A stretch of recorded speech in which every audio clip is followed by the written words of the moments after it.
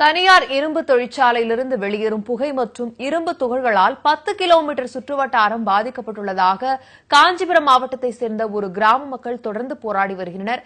இதுவரை அவர்களின் கோரிக்கையை அரசும் கண்டுகொள்ளவில்லை. பிரச்சினையின் பின்னணி குறித்து இந்த தொகுப்பில்.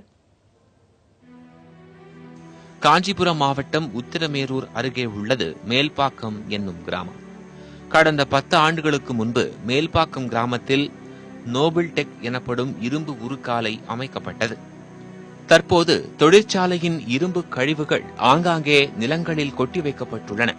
அவற்றில் இருந்து காற்று மூலம் இரும்பு துகள்கள் வீடுகள், பயிர்கள், காய்கறிகள் என அனைத்திலும் படிவதால் கிராம மக்கள் ஆஸ்துமா, கண்கோளாறு என பல்வேறு நோய்களுக்கு ஆளாகி வருகின்றனர். தொழிற்சாலை கழிவுநீர் சட்டவிரோதமாக பாசன கால்வாய்களில் வெளியேற்றப்படுவதால் விவசாயமே அழிந்துவிட்டது. பல ஏக்கர் நிலங்கள் தரிசாக கிடக்கின்றன. அருகில் உள்ள சிலாம்பாக்கம் கிராமத்தில் தொழிற்சாலைக்கு சொந்தமான 5 ஏக்கர் விவசாய நிலத்தில் இருந்து இரவு பகலாக நிலத்தடி நீர் உறிஞ்சப்படுவதால் 3 கிலோமீட்டர் சுற்றளவுக்கு நிலத்தடி நீர் வறண்டுவிட்டது. கம்பெனியோட கழிவுகளை இதை அவங்க இங்க இருக்கிற புறம்போக்கில் நிறைய கொட்டி வச்சிருக்காங்க. இது மூலியமா காத்து அடிக்கிறப்ப இந்த கிராமத்து பூரமாகவும் காத்து மூலியமா பரவுது. இந்த தூசிலாம் இந்த தூசி பரவுறதுனால இங்க இருக்கிற இந்த சுத்தப்பட்டு இருக்கிற கிராமத்து குழந்தைங்களுக்கு ஆஸ்மா நோய் வருது, வீசிங் ப்ராப்ளம் வருது. சில குழந்தைங்களுக்கு மூச்சு விடுறதுக்கே திணறிட்டு இருக்காங்க. இதனால பல விதமான நோய்கள் இந்த பகுதி மக்களுக்கும் குழந்தைங்களுக்கும் பாதிப்பு இருக்கிறது. ஆடு மாடு மேய பில்லுக்கு சுத்தமான பில்லு இல்ல, தாவரம் சுத்தம் இல்ல. ஒரு இளைஞர் வெட்டி கொடுத்து அந்த இளைஞர் டெஸ்ட் போடுற அளவுக்கு இந்த கம்பெனியோட டெஸ்ட் ஃபார்ம் ஆகுதுங்க. மாங்கனி, வாழைப்பழம் இந்த மாதிரி எல்லாம் பாதிப்பு வருதுங்க. அது இல்லாம பல விதமான நோய் வருதுங்க.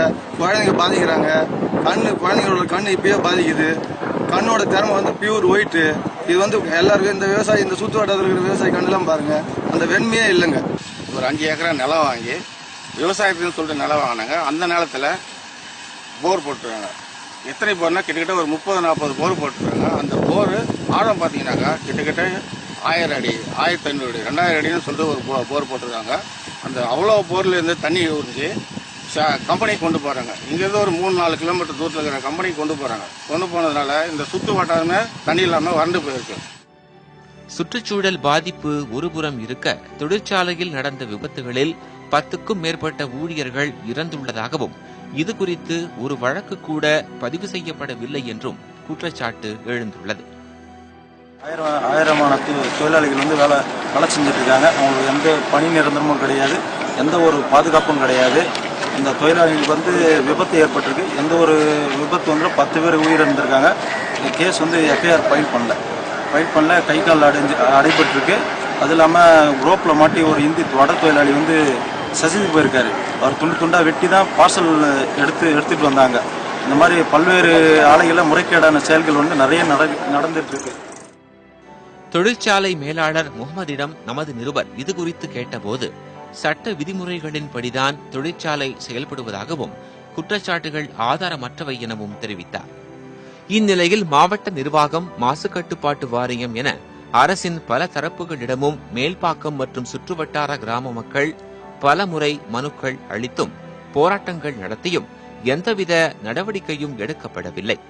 விரைவில் மாவட்ட ஆட்சியர் அலுவலகத்தை முற்றுகையிடப் போவதாக கிராம மக்கள் அறிவித்துள்ளனர். இந்த தனியார் இரும்பு ஆலையால் பல்வேறு